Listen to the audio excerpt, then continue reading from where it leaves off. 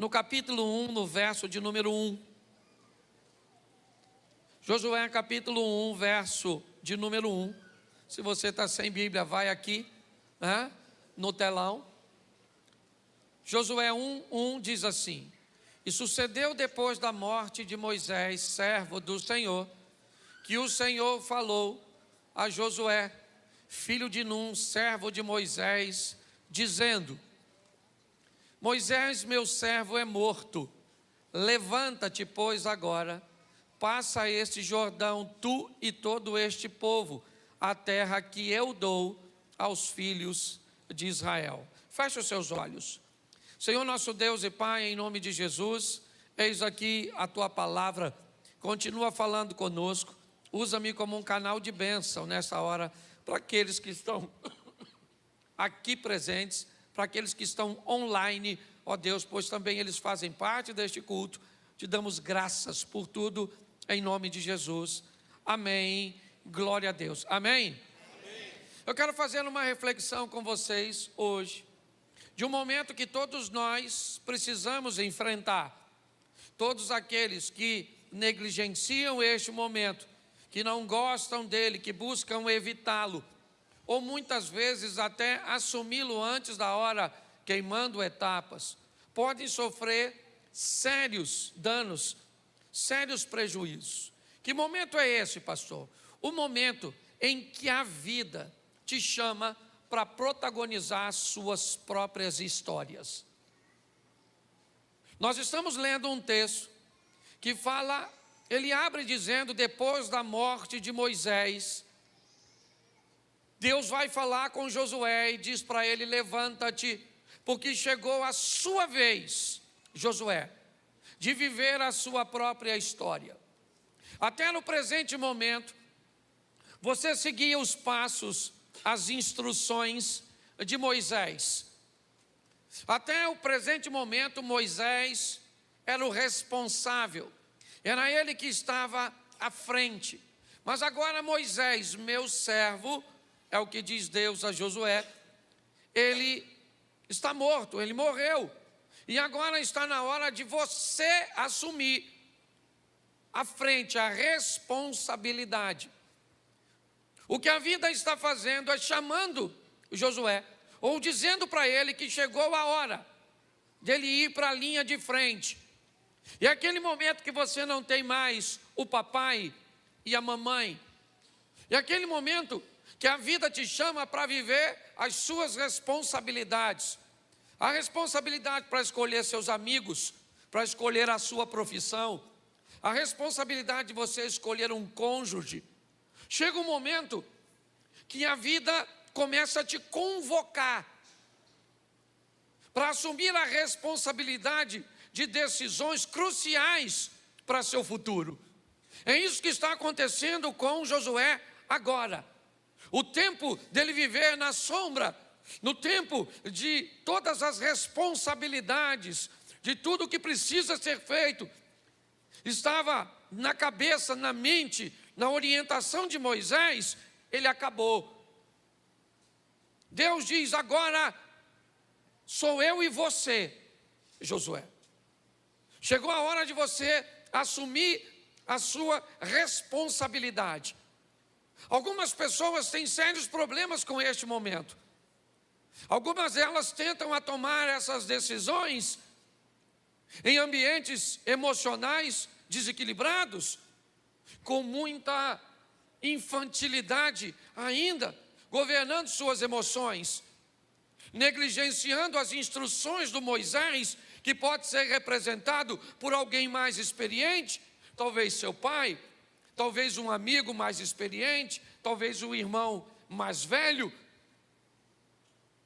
Muitas pessoas assumem sérios problemas quando tentam assumir a vida antes da hora, achar que tem um controle da situação antes da hora. Muitas adolescentes terminam com um bebê no colo. Muitas pessoas terminam comprando aquilo que não tem condições de pagar. Muitas pessoas perdem a vida se misturando com quem não deve. Pessoas que resolvem assumir uma responsabilidade antes da hora. A vida ainda não te convocou para ser o líder de si mesmo, de tomar as rédeas da responsabilidade. E muitos filhos acham que os pais são retrógrados, conservadores demais.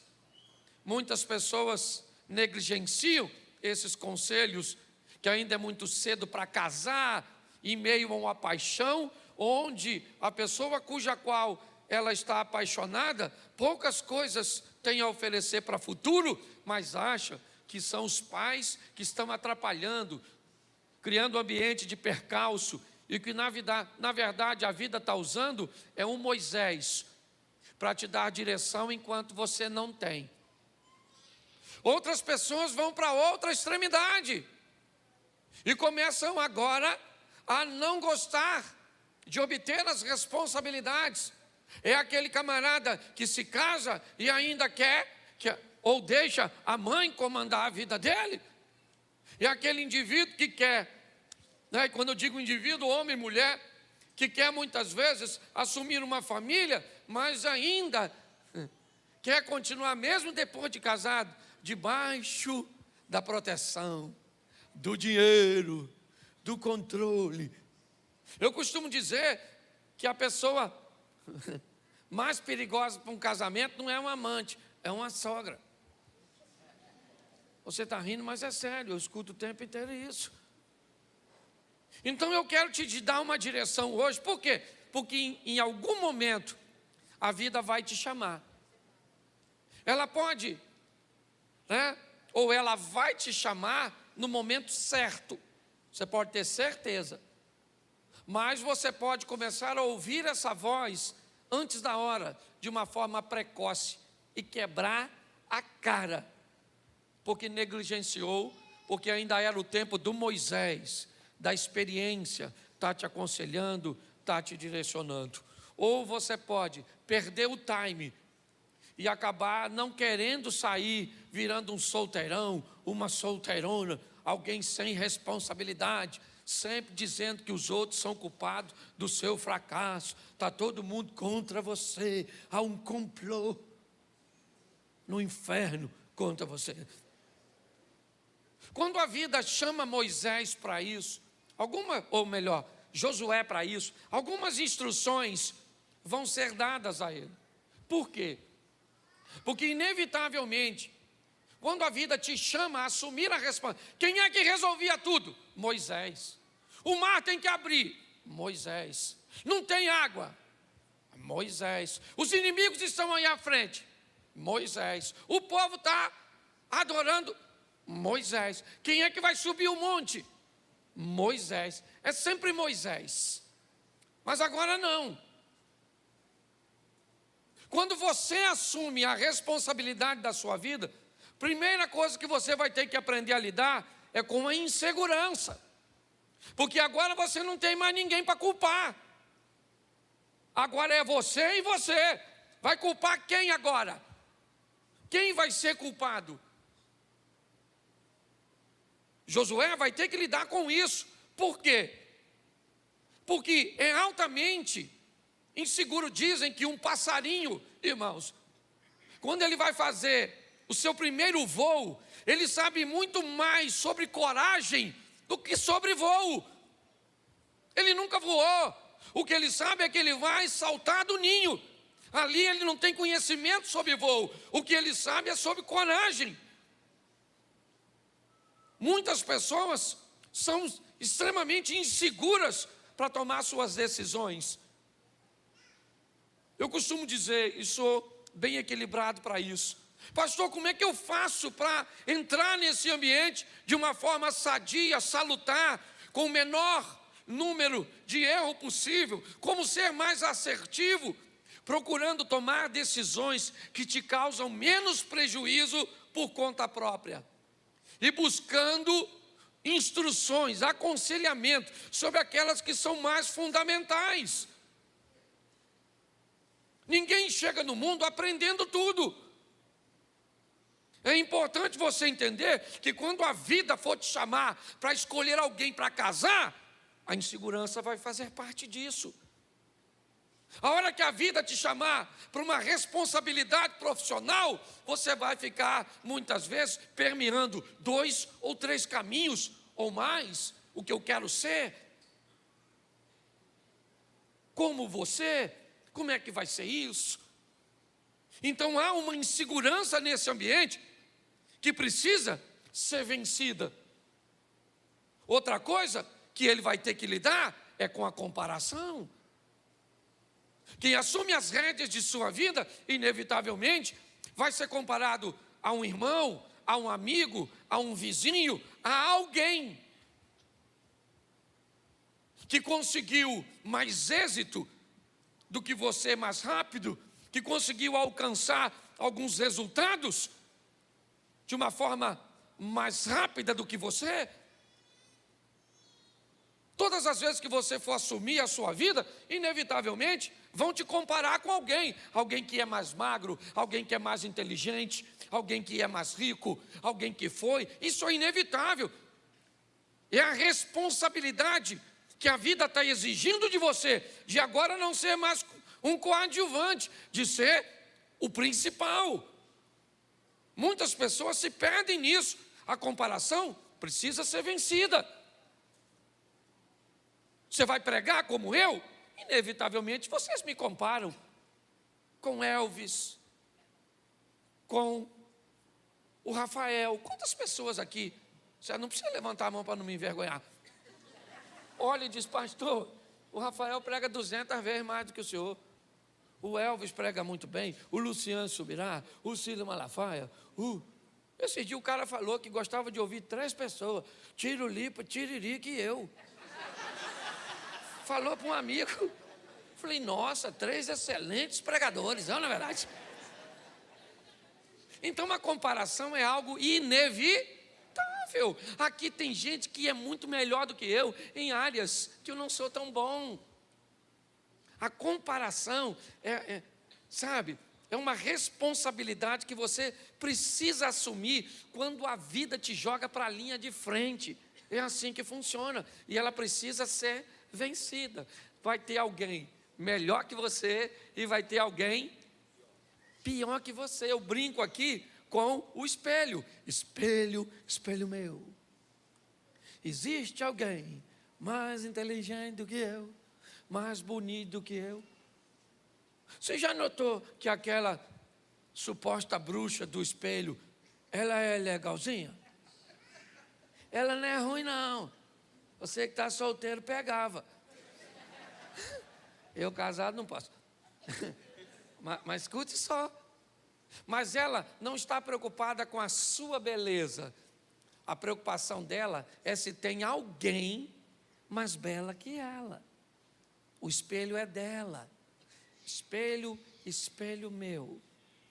Existe alguém que tem uma casa melhor do que eu, uma empresa melhor do que a minha, certo? Um jardim mais verde que o meu.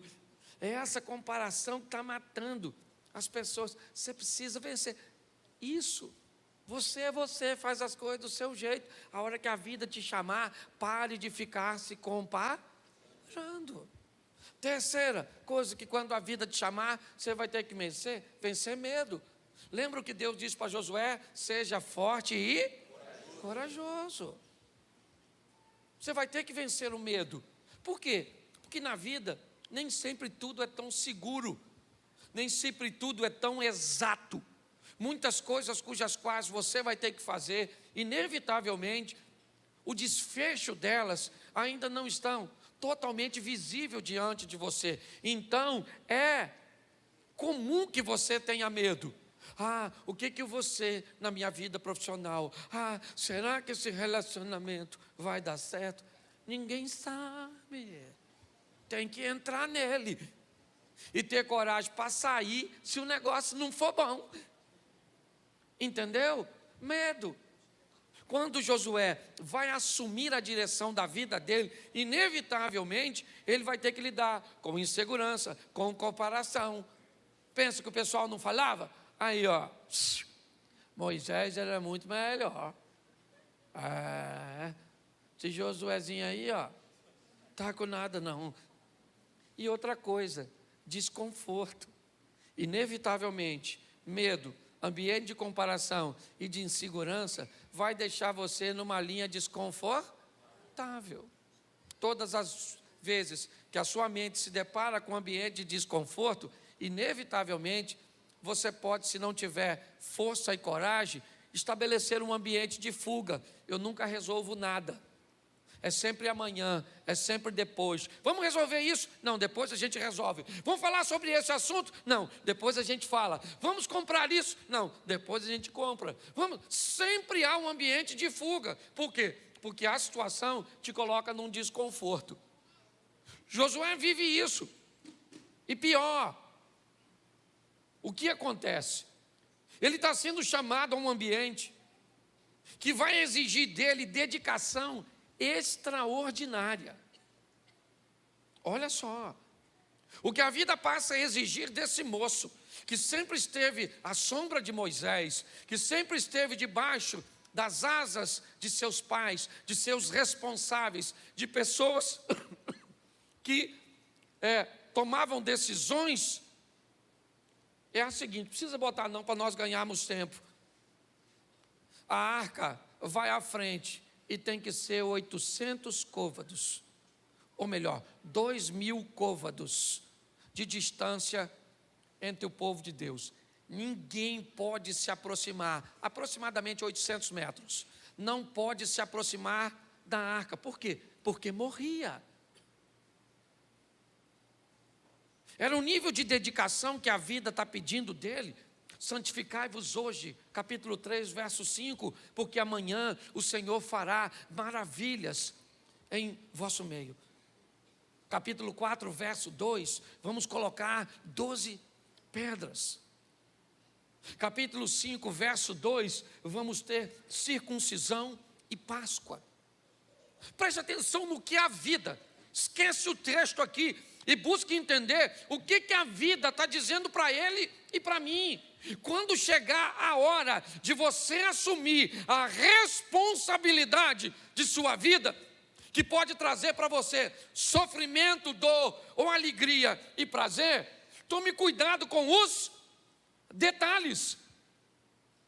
Porque às vezes é nos detalhes que as coisas passam.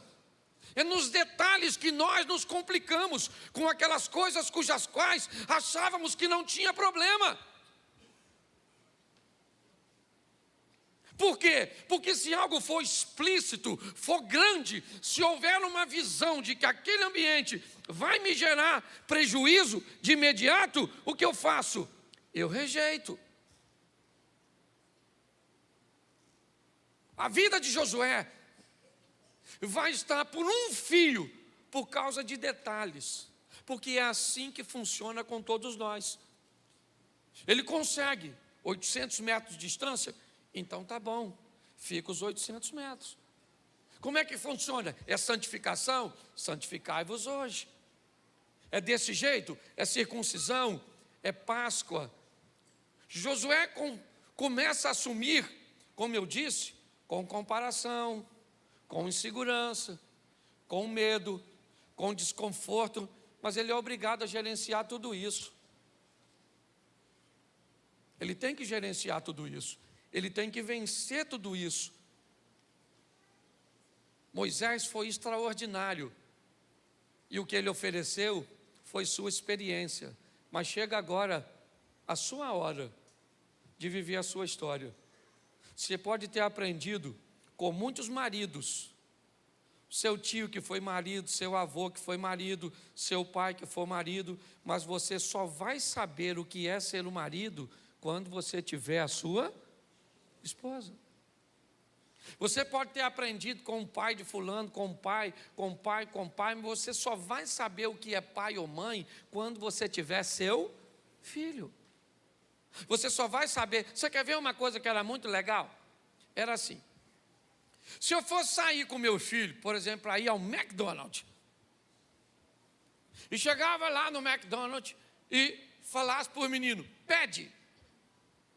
Eram 2 hambúrguer, uma batata frita grande, um milkshake, um sundae e uma banana. e um suco de laranja de 500. Parecia que os meninos estavam amarrados e alguém soltou.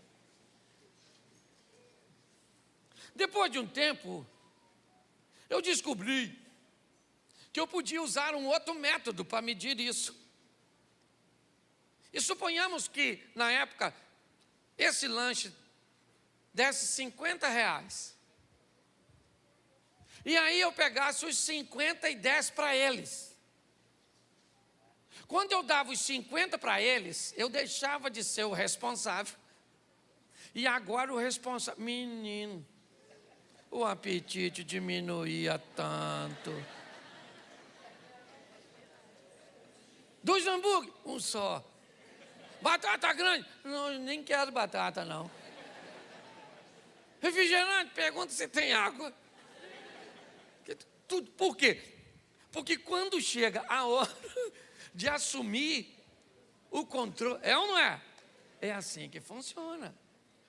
Quando nós vamos olhar agora, que eu quero que você entenda, esse camarada está vivendo um ambiente bem desconfortável, está todo mundo querendo saber se Deus é com ele. Ele precisa estar extremamente atento aos detalhes.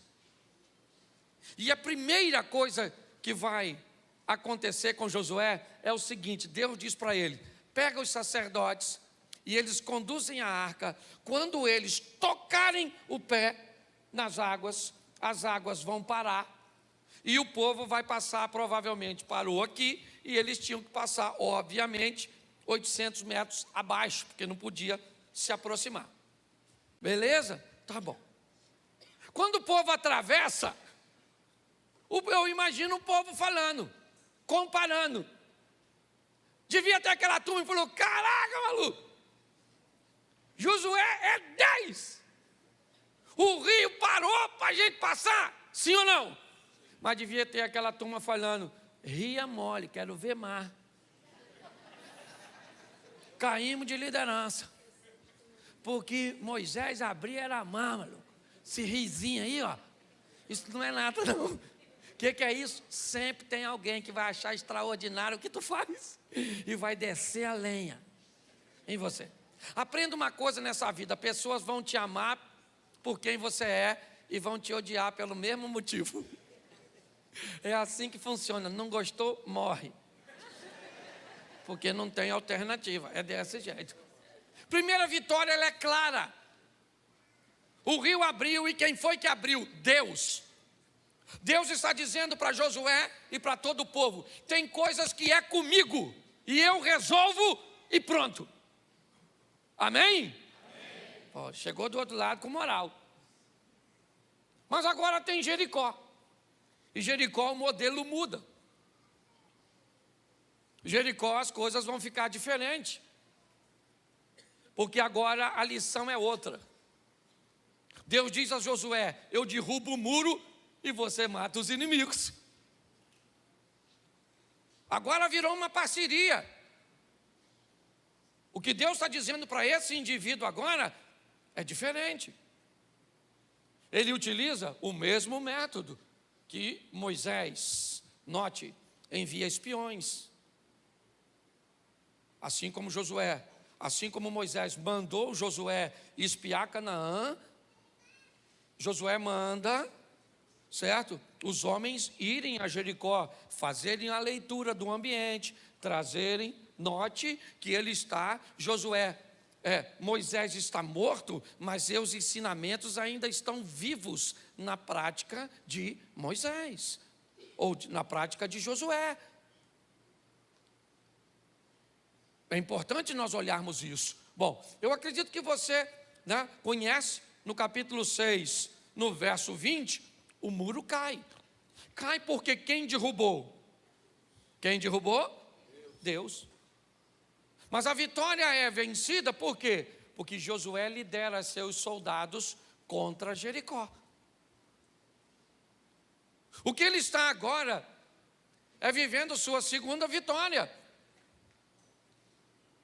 Agora não apenas mais, como a primeira, onde eles não tiveram participação, Agora eles se sentem partes. Eles fizeram partes do processo. Agora Deus derrubou o muro, mas eles foram com suas espadas, suas lanças, certo? E entraram em Jericó, e mataram, e destruíram, e pegaram os despojos. E agora está todo mundo entendido? Deus é conosco. A lição agora é diferente da primeira. Tem coisas que Deus vai resolver sozinho por você. Mas tem coisas que Ele vai resolver em parceria com você. É assim que funciona. Ele pode curar a sua enfermidade com um milagre direto, é lógico. Mas Ele pode agir sobre um medicamento cujo qual você está tomando, ou uma terapia cuja qual você foi exposta, claro. Ele pode acabar ou apagar o rancor do coração da sua esposa por algo que você fez? Claro que pode. Mas Ele pode mudar sua postura a ponto de que você seja capaz de reconquistar uma credibilidade que você perdeu? Sim. Isso é parceria. O que nós precisamos entender é que estamos lidando com um Deus inteligente. Não tente colocar Ele num programa que determina, certo? Um protocolo para todos, porque não funciona desse jeito. Eu vejo pessoas bem intencionadas procurando solução para seus problemas, mas muitas vezes não se expõe ao protocolo cujo qual Deus estabeleceu para você. Josué vive isso de forma maravilhosa. O grande problema que Josué não sabe é que em Jericó algo de errado aconteceu. Uma instrução que foi dada na batalha contra Jericó não foi cumprida. Jericó é a primeira vitória logo após a passagem do Jordão. Deus diz a Josué: avise os homens que eu quero tudo destruído, e os objetos de valor, eu quero que todos sejam colocados no tabernáculo, sejam trazidos em oferta ao Senhor, porque é a primícia, é o primeiro. Então eu preciso que isso seja cumprido. Josué não sabe, mas um indivíduo, um de seus homens, não cumpriu o que Deus determinou. Ele não tem ciência disso. Preste atenção. Ele não sabe disso. O que ele sabe é que Jericó não é seu fim. Seu fim é Canaã. Então ele tem que seguir o percurso. E o que ele não sabe, aliás, a confirmação que eu tive dessa palavra foi a palavra de oferta. É que para Deus, um erro individual pode comprometer todo o coletivo.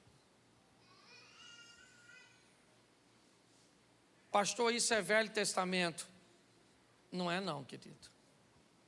Eu tenho conversado com muita gente, e deixa eu falar um pouco disso aqui com vocês, porque presta atenção, na minha liderança, na igreja, eu posso até tolerar ainda que eu tenha que tomar algumas providências, mas na minha liderança, eu não tenho nenhuma mulher mais que poste foto de biquíni. Por quê? Porque eu não posso. Deus tem falado no meu coração. Pastor, mas a gente vai à praia, vai usar o quê? Biquíni.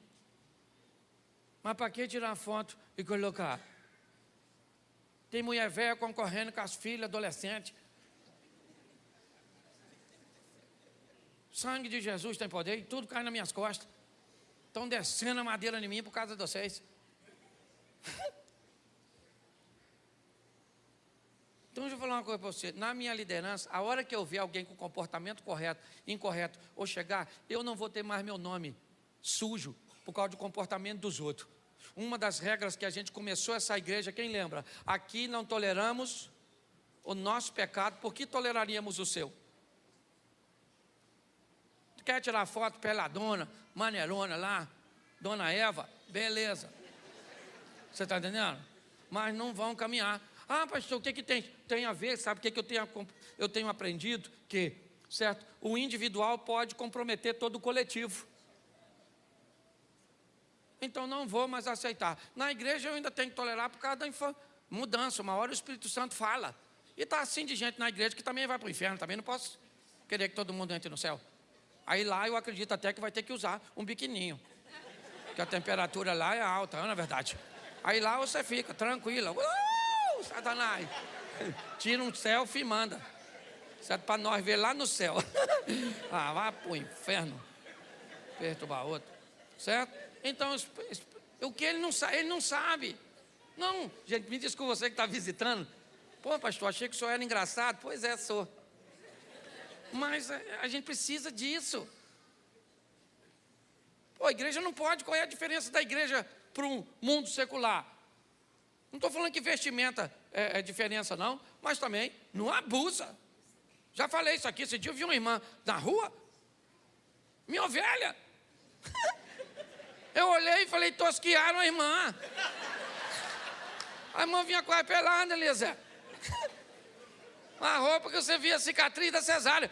Então, não tem como, gente. Não dá, não cabe. Não, na mente de alguém. Aí sabe o que acontece? Mostra a foto e diz assim, tem alguma coisa demais? Claro que não. Está tudo de menos. Aí, nossa, o pastor é um pastor ultrapassado. Vai perturbar outro. Bom, vamos voltar aqui, que senão eu fico com raiva, perco. Eu nem falo mais. Escute só. Então presta atenção. O que ele não sabe é que um cara desobedeceu. E um cara da sua equipe. Mas está tudo tranquilo, ele não tem ciência. Certo? Porque se ele não tem ciência, ele não é conivente. O que tem agora? Agora Jericó já passou, o Jordão já passou. Deus agiu sozinho no Jordão. Deus agiu comigo em Jericó. E agora? Agora é uma minúscula cidade. Se juntar todos, são aproximadamente 3.000 homens, ou 3.000 pessoas, onde a maioria eram mulheres e crianças. Josué, como sempre, manda ir à frente seus batedores, fazem a vistoria da próxima batalha, e aí eles voltam e dizem, Josué, do jeito que nós estamos, depois de passar o Jordão e de ganhar Jericó, nem manda os 30.000 soldados, manda só 3.000 homens que eles vão lá, mas vão rebentar os inimigos. Josué falou, beleza, vão os 3.000. Levaram uma surra, meu filho. Depois você lê, que eu não sou obrigado a ler tudo, mas está lá. Os caras de Ai saíram correndo atrás do povo de Deus. E os caras correndo. Chegaram em umas pedreiras, ainda mataram alguns. E o restante foi correndo com o rabinho entre as pernas. Chegaram lá e falaram, ai, Josué. Caraca, maluco. Os caras são fera, os caras lá de Ai.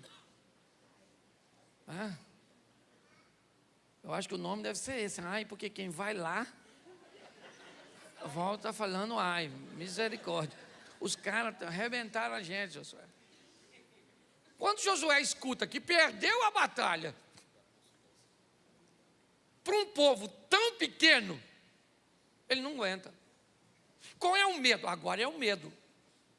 O medo tomou conta de Josué. Por quê?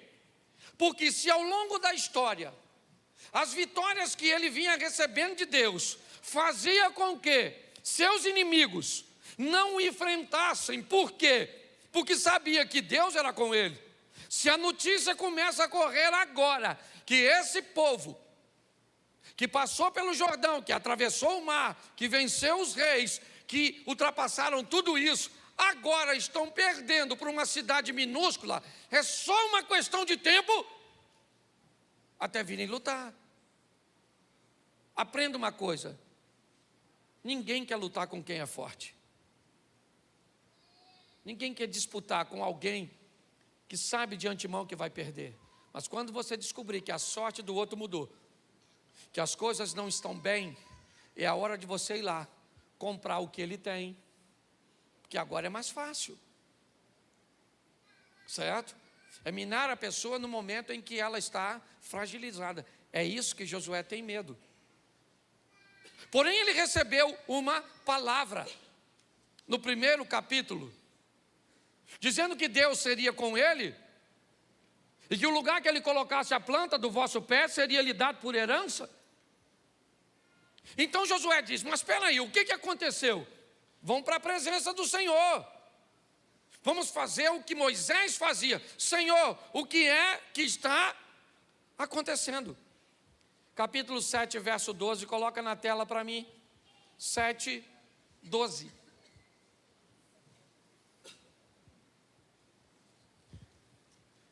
Pelo que os filhos de Israel não puderam subsistir perante os seus inimigos, viraram as costas diante dos seus inimigos, porquanto estão amaldiçoados, não serei mais convosco, senão desarraigardes o anátema, ou seja, a maldição do meio de vós. Preste atenção no que esse texto está dizendo. Josué, a primeira vez eu fui com você e era visível, eu abri o mar. Da segunda vez eu fui com você, era visível, eu derrubei a muralha e você destruiu. A terceira vez, parece que eu não fui contigo. Você mandou 3.000 homens, porque parecia fácil. Mas suas batalhas não são fáceis nem difíceis. As suas batalhas só são ganhas porque eu entro com providência a seu respeito. A sua vitória nunca vai vir do seu braço, por mais esperto que você seja. A sua vitória sempre vai vir do Senhor, e é isso que Deus está dizendo. Vocês estão amaldiçoados, e eu não serei mais com vocês. Vocês não ganham mais de ninguém. Não interessa o tamanho de seu adversário. Eu não vou agir a favor de vocês. Uma toalha molhada em cima da cama traz divórcio para você. Um adultério não traz se eu for contigo. Um negócio mal feito pode fazer você falir. Um ambiente tributário do jeito que o Brasil apresenta para o empresário faz você prosperar se eu for contigo. É o que Deus está falando. O que Deus está dizendo para eles é: há uma maldição. E que maldição é essa? A maldição da desobediência. Eu não vou ser mais com vocês, a não ser que vocês removam a maldição do meio de vós. E aí vem a pergunta: por que é que Deus mesmo não tirou?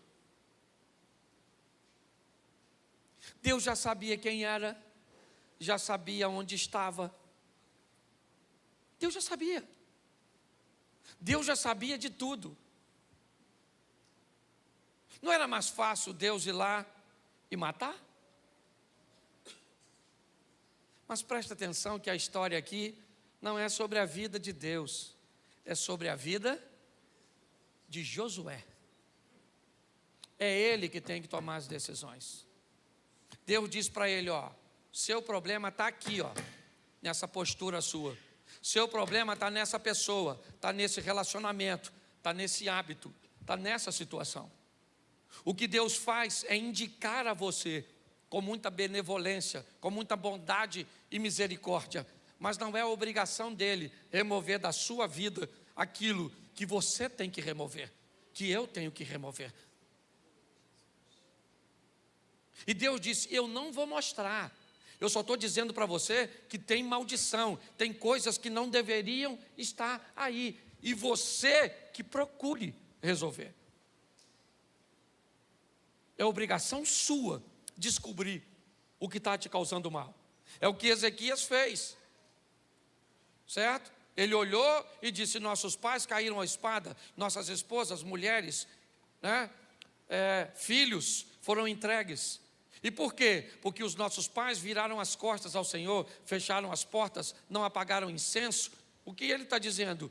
Eu descobri, procurando, o motivo pelo qual nós estamos sofrendo isso. E o que eu vou fazer? O oposto.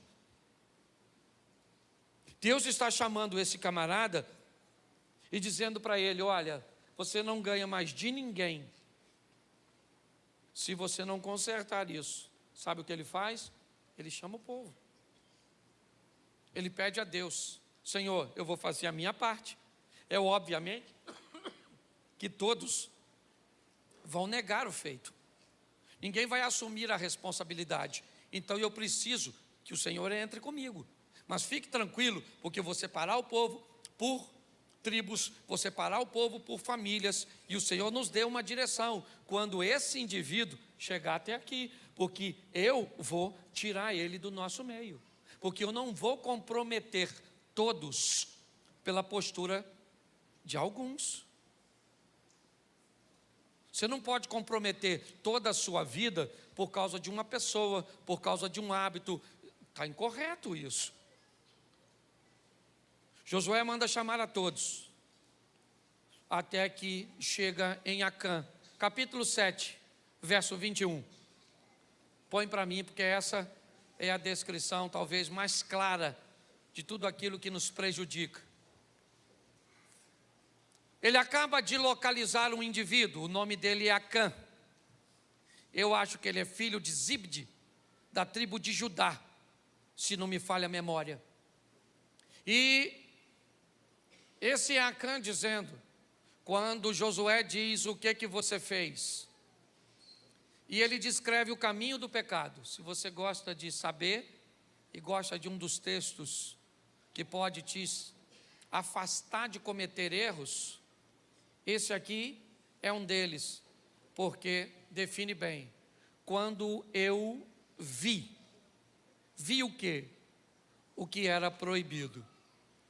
Quando eu vi entre os despojos uma boa capa babilônica, 200 siclos de prata e uma cunha de ouro do peso de 50 siclos, quando eu vi isso, eu vi o quê? Eu vi o proibido, eu vi o que Deus disse que eu não deveria mexer. Quem disse que eu não deveria pegar? Deus. Quem está vendo? Ninguém. Bom, se ninguém está vendo, eu posso pegar, porque ninguém está vendo.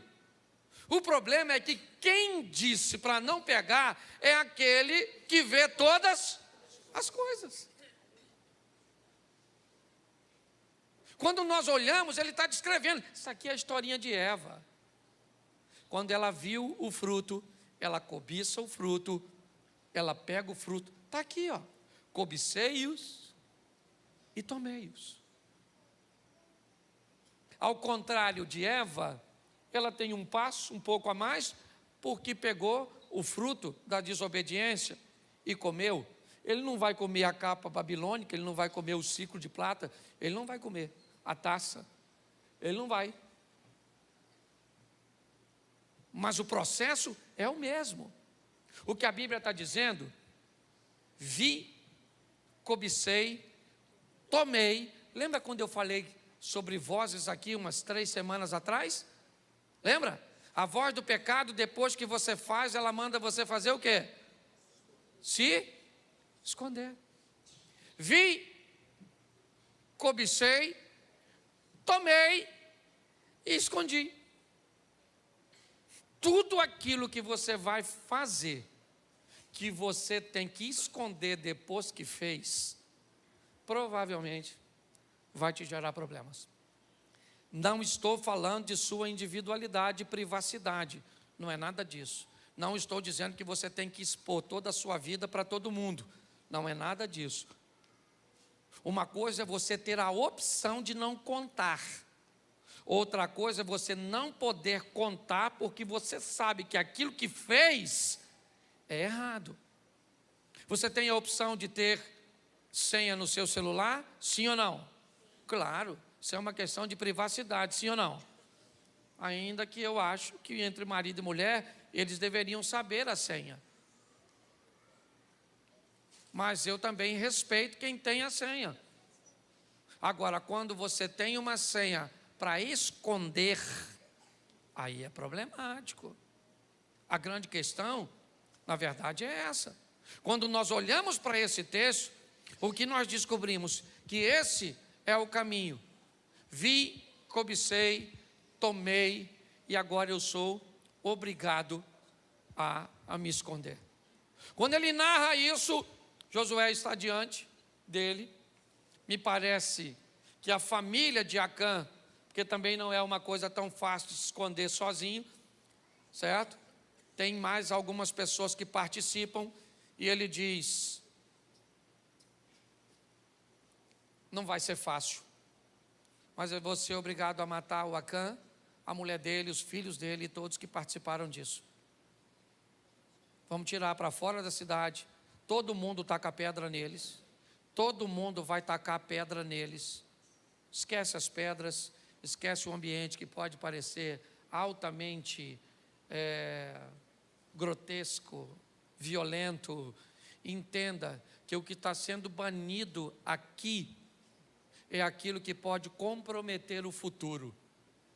E a hora que você começar a ter pena daquilo que pode estragar seu futuro, e a hora que você começar a ter pena de tirar da sua vida aquilo que pode levar sua vida nessa terra para o inferno, ou comprometer sua vida eterna, automaticamente você perdeu noção de valores.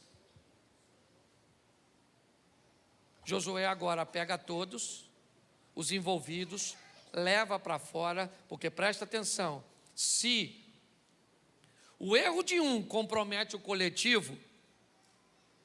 coletivo age para inibir o ato de um. A mensagem é essa. Hoje eu estou tacando pedra no Acã, porque fez o que tinha que fazer, e aí homens morreram na batalha, humilhação veio sobre o povo, porque homens morreram. Não tenha ele como inocente não, porque lá nas pedreiras, homens que saíram para pelejar, morreram por causa da posição que ele resolveu assumir. É importante nós olharmos isso. Hoje você pode ter, medo de perder um relacionamento, medo de tomar uma postura que pode trazer prejuízos muito grandes lá na frente. Ele mata todos, taca fogo em todos, ou seja, ele destrói aquilo que estava impedindo que ele avançasse. Agora, ele reúne seus homens, certo? E vão todos eles contra Ai, todos eles. É importante nós entendermos que Josué perde uma batalha, mas ele não perde a guerra. Cuidado com essa expressão na hora de tentar animar alguém, porque parece que crente não perde batalha. Ok? Batalha não é a guerra. Batalha, certo? São atos que acontecem durante a guerra. Atos, avanços, cidades, né? Estamos aí num ambiente, então vai avançando, conquistando, protegendo, avança, conquista, protege, avança, conquista, protege. Nunca avança sem antes proteger, é assim que funciona. Hoje eu quero dizer para você e para mim, aqui, principalmente nós que já assumimos as rédeas da nossa vida, que o nome de Deus pode estar sendo engrandecido ou envergonhado com o estilo de vida que você resolveu viver. Essa é a grande verdade. Nós vemos agora esse cara sair dali de cabeça erguida, foram lá, destruíram Ai, dominaram, continuaram avançando. Josué foi um vencedor, mas por quê? Porque teve coragem de assumir responsabilidade e afastar da sua vida aquilo que lhe trazia derrota, afastar de seu comportamento. Se você sabe que seu comportamento causa prejuízo para o seu casamento, o que você faz? Se você sabe que o seu comportamento causa prejuízo para seus negócios, o que você faz? Pare e pense, porque provavelmente tomar uma decisão te deixa desconfortável, amedrontado, inseguro. Talvez você vá para um colégio e não cumpre o protocolo padrão das menininhas que estudam lá. Então elas comparam você ao ambiente cujo qual elas estão, define aqueles ambientes como sadio, e se você quiser fazer parte daquele grupo, está inserido ou inserida, você tem que repetir comportamento, repetir vocabulário. Esse tem sido o grande desafio. Que saiamos daqui hoje com o entendimento que Deus é conosco, que nós somos chamados para viver a nossa história, e ela é nossa. Alguém vai tentar nos comparar com alguém, alguém vai tentar nos amedrontar, mas todas as vezes que uma Acã aparecer, que alguém estiver ali desobedecendo, que um desejo que você tem em você, seja ele o da preguiça, seja ele o da compulsão para comprar, seja ele o da irresponsabilidade para pagar, seja o que for, se ele compromete você, seu futuro, seu nome, taca fogo nele, apedreje ele. Essa é a mensagem. O problema é que as pessoas ficam olhando para o Acã, pensando nele, pegando. Esqueça isso, lembre-se da mensagem. Ele já morreu. Quem está morrendo hoje são as pessoas que repetem o comportamento. Quem está sofrendo hoje são as pessoas que repetem o comportamento. Qual é ele, pastor? O comportamento da desobediência. Eu fui atraído. Eu vi o mel que estava na ossada de um leão morto. Mas a ossada do leão morto é um local que para mim é proibido. Mas o mel é doce. E se o mel é doce, eu vou até o proibido para provar do doce do proibido. Essa foi a história do Sansão. Eu estou com desejo. Sim, eu estou com desejo pela mulher de Urias, mas a mulher de Urias me é proibida, mas é o meu desejo. Então eu vou atender meu desejo e vou sofrer como Davi. Diga-se de passagem, um homem segundo o coração de Deus. Cuidado com as armadilhas que a responsabilidade da vida vai requerer de você e de mim. Posicione-se, não apenas para viver uma vida legal aqui nessa terra, mas para inspirar outras pessoas. Porque hoje você é Moisés. Eu tenho lá em casa 3 agora, por que não dizer 4? Josué. Um se chama Caio, outro Felipe, outro Maiara, Miguel. Eles são a próxima geração que vão assumir as rédeas da vida quando eu passar. Hoje eu estou como pastor. Eu não sou o pastor dessa igreja, eu estou como pastor. Daqui uns dias eu não vou estar mais. Deus me chama, eu vou embora com ele, mas eu vou deixar aqui Josué. E é assim que funciona. Chega a hora que você vai ter que assumir a responsabilidade de seus atos.